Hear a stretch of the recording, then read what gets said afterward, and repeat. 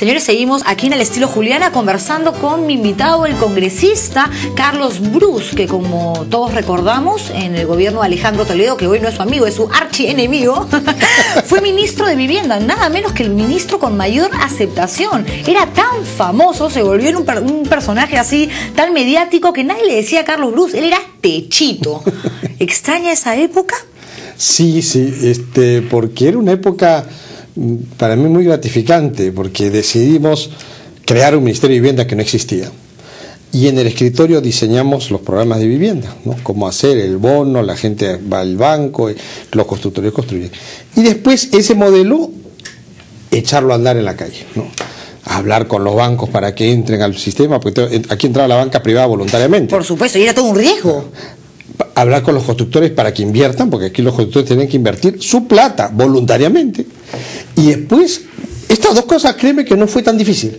La más difícil era convencer a las familias que metan el ahorro que tenían de toda su vida para la cuota inicial, confiando que el Estado les iba a dar un bono. Entonces ahí la familia decía, oye, a mí me han engañado con el FONAVI, me han engañado con tal, claro. ¿Yo cómo entro acá? Entonces ahí es donde en el ministerio dijimos, oye, nadie me está haciendo caso, porque los constructores venían, oye, ministro, yo ya construí y no se vende. Claro. Entonces dijimos, ¿qué hacemos para llamar la atención? Y a alguien se le ocurre, pagamos un muñequito, Techito, un muñeco de espuma al costado.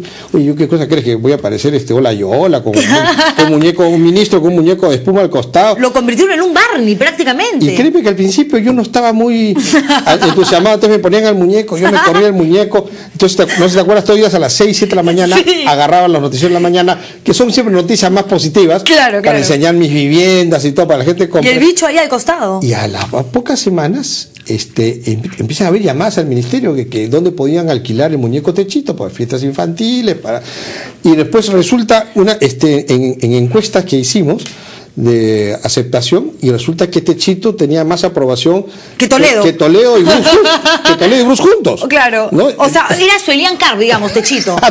Pero en positivo. Entonces ahí fue donde, bueno, entonces usemos a Techito para que promueva pues las viviendas, ¿no? Y ahí fue donde se me empezó a hacer un símil con el muñeco que se convirtió en muy popular. ¿Cuántas personas se beneficiaron con estos proyectos de techo propio, de mi vivienda? Hicimos 120.000 familias, 120.000 viviendas en 3 años. Y mira, la satisfacción de haber diseñado el programa de escritorio y que empiecen a salir los edificios y las casas, sí, y darle la llave, por ejemplo, a una señora que antes tenía un puesto de moliente, o a una profesora, y el llanto y el abrazo de esa madre, y decirme, yo ya no voy a tener que subir todas las mañanas con un balde de agua a mi cerro para que mis hijos se laven y se vayan al colegio, sino ahora tengo una casita chica pero con agua, desagüe, el título de propiedad. Entonces le cambias la vida a las personas, y en momentos en que la palabra subsidio era mala palabra, ¿no? Fue el primer concepto de subsidio directo, lo hicimos en los programas de vivienda. Hoy ya sí le damos subsidio para todo el mundo, pensión 65, beca 18, todo juntos, sí, todos, claro, son subsidios. Pero nosotros fue la primera vez en el país que logramos convencer que el subsidio no es malo, siempre que sepamos a quién se lo damos, que esa persona lo necesite, y cuánto le estamos dando. No, de hecho fue una etapa no solo gratificante, sino muy buena para usted como su imagen de político, esto del Ministerio de Vivienda, pero también ha pasado por cosas difíciles, más allá de su pelea con Toledo, que además usted estaba primero en la lista, se iba con él a la vicepresidencia, eran patas del alma, tomaban Johnny Walker etiqueta azul, por supuesto que sí. No, yo tomaba negra nomás. Negra, ese azul, ¿no? No, es un mito urbano. ¿Es un mito urbano? Sí. ¿Pero dónde lo tomaban? ¿En la casa de usted, en su casa o en el Melody? Dígame la verdad. No, yo no conozco el Melody, y no, que yo recuerde, nunca Alejandro Toledo fue a mi casa. No. ¿A tan patas no eran entonces? ¿O ahí nomás? Lo tenía ahí nomás, no confiaba mucho. Sí, éramos amigos y trabajamos juntos, y para mí era un gusto trabajar con él, ¿no? Yo creo que no lo invitaba porque era de los que 6, 7 de la mañana no se iba, se había pegado a la botella. Dígame una cosa, estamos hablando de lo positivo de la política, de esta etapa gratificante y demás. Después, el año pasado hubo algo que de hecho usted lo puso de muy mal humor, le molestó y salió a defenderse. Fue una denuncia grave que presentó Cuarto Poder, si no me equivoco, el programa de América Televisión. No, fue la Fiscalía. La Fiscalía, por lavado de activos. Sí. Claro, en realidad la presenta la Fiscalía, pero quien lo hizo público fue... Fue a Bugatás. Sí, a través de este programa. Un día estaba yo he visto la televisión y sale Abogataza en el pasadizo del Congreso diciendo, acá todos estos congresistas tienen procesos abiertos, y estaba mi nombre. ¿Y usted no sabía? No. Entonces yo salí pronto, inclusive llamé al programa, creo que en ese momento estaba Rosa María Palacios al mediodía, varios programas. Sí, pero salió en Cuarto Poder, me acuerdo perfectamente. Bueno, después Cuarto Poder lo rotó.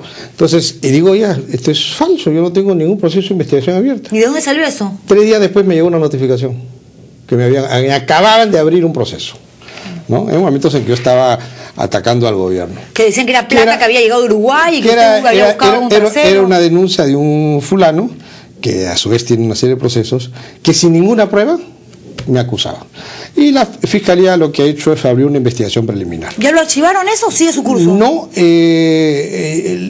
todavía no. Yo, por supuesto, me allané a todas las investigaciones. Inmediatamente fui a hablar con el fiscal de la Nación, decirle, señor fiscal, si mi firma aligera cualquier levantamiento de mi secreto bancario y tributario en el Perú y en el extranjero, cuente con mi firma. El fiscal de la Nación no me dejará mentir que esa fue mi actitud. Y se ha hecho un proceso de investigación que tengo entendido está ya en su etapa final y pronto tendremos el resultado y que no me moleste una investigación. Creo que todos aquellos que hemos tenido responsabilidades públicas tenemos que rendir cuentas. Y esto para mí va a ser una oportunidad para que la gente vea y se rinda cuentas de que habiendo abierto mi secreto bancario y tributario, no tengo nada que esconder y estoy seguro que la investigación terminará en lo que como tiene que terminar. Dicen que todos de una u otra manera tenemos algo de que avergonzarnos en nuestra historia, en nuestro currículum, en nuestra hoja de vida. ¿Usted se avergüenza de algo? ¿Tiene miedo, no sé, de alguna época, de algo puntual que haya hecho en su pasado? Pero claro, pero ni piense que te lo voy a contar. Ah, ¿no me lo va a contar? No, ya. A Toledo sí se lo contó. No, tampoco. A Elian. Pero, digamos, algo que pueda trascender en su carrera política, una denuncia, por ejemplo. No, bueno, mira, los políticos nos caen denuncias a cada rato y no es malo. Lo importante es que tú asumas una actitud para que seas investigado y después saldrá el resultado, pues, ¿no? Eso a los políticos eso te tiene que llegar, y más bien cuando tú ves un político diciendo que no, que mi inmunidad, que a mí no me pueden abrir, ahí hay algo, ¿no? Y que no es mi caso. ¿No tiene miedo que lo investiguen? Para nada, yo... Que le hagan así una radiografía y que vean Juliana, todo. Mi secreto bancario y tributario está abierto en este instante. Claro, por la investigación fiscal. Porque además usted lo autorizó. Ningún problema. Sí. ¿Le gustaría integrar un gabinete, regresar a ocupar...? Sí, la verdad te confieso, el trabajo en el Ejecutivo es mucho más apasionante que en el Congreso. Me imagino. Además, con esos colegas que tiene usted. No me hagas hablar. Es mucho más gratificante. Tú haces cosas. Mira, cuando era ministro de Vivienda, en las noches me acostaba con la satisfacción de que había resuelto el problema de alguna gente, ¿no? Esa sensación de satisfacción no la tengo hace tiempo en el trabajo que tengo ahora como congresista. Y porque te doy un ejemplo, por ejemplo, tú sacas un proyecto de ley que se convierte en ley. Yo saqué en el Congreso pasado la ley de patrimonio cultural, que era una ley que permitía hacer inversiones al costado de huacas que están abandonadas. Sí. Me insultaron, el Cusco me dijeron vende patria, quemaron mi ataúd porque decía que yo quería vender Machu Picchu, lo cual todo era mentira. Bueno, después todo eso, saquemos la ley. El Ejecutivo nunca la reglamentó y la ley nunca se aplicó. Entonces, ¿qué cosa buena hizo? Claro, es más frustrante de hecho porque uno puede tener grandes ideas, pero después el proyecto pasa a la comisión, de la comisión al pleno, del pleno sube el Ejecutivo para firmar que lo publiquen en el peruano. Y no depende de ti, ¿no? No depende de uno. También el Ejecutivo, tú tienes que ser gestor. Hoy día los políticos de éxito no son los que tienen grandes conceptos ideológicos. No, son los políticos que demuestran o han demostrado tener la capacidad de ejecutar cosas que ayuden a mejorar la calidad de las personas. Fíjate, por ejemplo, Lucho Castañeda tiene una buena recordación, el mismo Alex Curi tiene una buena recordación, cada uno tiene su problema, pero tiene buena recordación. Cada uno tiene su peaje como Nicores. Sí, pero en fin, pero son gestores que lograron hacer obras, lograron mejorar la calidad de vida de sus representados. Eso es un problema, creo yo, y es algo que, mire, critico, porque digo, ¿de qué sirve que un funcionario, que una autoridad haya hecho tantas obras, haya construido colegios, losas deportivas, peajes, haya inaugurado esto y lo otro, si robó, si cometió delitos, si no jugó limpio? O sea, no podemos acostumbrarnos nosotros, creo yo, como sociedad, a justificar los actos de corrupción, los delitos, porque simplemente nos conformamos por la obra, por el regalito que nos dieron, porque si no, perdemos nuestra función fiscalizadora y terminamos metidos y viviendo, caramba, en medio de la corrupción. Por eso que cuando eres gestor público tienes que saber diseñar los programas que tú tienes de tal forma de que estén de alguna manera vacunados contra actos de corrupción. Fíjate, yo salí ministro de Vivienda y nunca fui acusado de nada. Tú sabes que cuando sales funcionario público tú guardas un poco de plata porque vas a tener que pagar abogados porque te vas a hacer un juicio. No tuve un solo juicio. Después de 7 años que he sido ministro de Vivienda, después de 7 años, recién me han abierto una investigación por una denuncia anónima que tiene un contenido político que algún momento se sabrá. Abu Gataz cree que lo hace esto a propósito, que presentó esta denuncia en su contra porque le tiene bronca, porque no le cae, porque no le gusta Techito. Hace unos días atrás me he vuelto a encontrar con Daniel Abu Gataz, que ha regresado de unas vacaciones y que se le ve mucho más simpático. Hemos conversado y creo que hay un ánimo de no continuar con estas rencillas en adelante. Pero que fue una acusación es un proceso de investigación preliminar que estoy seguro va a ser archivado. Pero yo, por ejemplo, jamás he tenido un juicio abierto. Ok, regresemos a esto de Abu Gataz. O sea, la situación, en todo caso, la relación va por buen camino. ¿Podrían ser amigos mañana? Yo no lo descarto, claro. ¿Podría ser amigo usted mañana de Alejandro Toledo? Mira, difícil porque con Daniel Abu Gataz la diferencia que hay entre los dos es que nunca hemos sido amigos entrañables. Por lo tanto, recuperar un nivel de amistad y cordialidad como el que tuvimos antes no es difícil. Pero cuando tú realmente tienes un amigo por el que no solamente te comiste gases lacrimógenos, por el cual te acusaron de asesino, a quien defendí durante 5 años en el Congreso anterior, cuando el APA lo atacaba a Toledo y lo quería acusar, y yo era el único que lo defendía en el Congreso y logré bloquear todas las acusaciones que le hicieron para que no terminen en acusaciones constitucionales.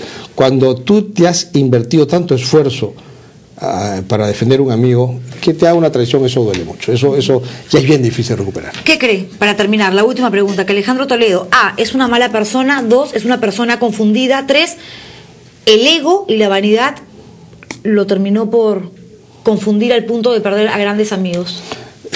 Yo creo que la derrota de la última elección lo golpeó mucho. Y él hasta ahora no se recupera de este golpe. Es decir, si tú conversas con las personas que hayan hablado con Toledo en la última semana, ya que habla de Kuczynski, que Kuczynski me robó la elección, que ¿qué pasó? ¿No? O sea, eso es cosa que no importa. Eso, cuando ha sido derrotado en esta elección le golpeó eso mucho. Y cada vez veo, lo que te dije hace un momento, que en la medida que pasa la edad, sus defectos se acentúan y sus virtudes como que se opacan, ¿no? Eso quiere decir que mejor ni piensa entonces en postular a la presidencia nuevamente el 2016. Porque... te aseguro que lo va a hacer. Sí, pero en 4 años más esos defectos se van a convertir, caramba, van a crecer. Yo no voy a votar por él. No. Vamos a ver, porque ni siquiera sabemos todavía quiénes van a postular. Pero quizás, mire usted, Nadine Cia, eso está por verse. Yo creo que está haciendo un buen papel, pero creo que no debe ni siquiera intentar postular el 2016. Muchísimas gracias, un placer conversar con usted como siempre. Me voy a una pausa comercial, señores, y al regresar vamos a hablar con un psiquiatra acerca de las obsesiones a raíz de lo que está pasando con el fútbol y a raíz de lo que le sucede al ser humano por nuestra propia condición llena de defectos, ¿no? De volvernos absolutamente ansiosos y angustiarnos por situaciones que a veces ni siquiera habitan en nuestro consciente, sino en nuestro inconsciente. ¿Entendieron la idea? Bueno, si no, nos lo va a explicar mejor el psiquiatra luego de la pausa. No se muevan.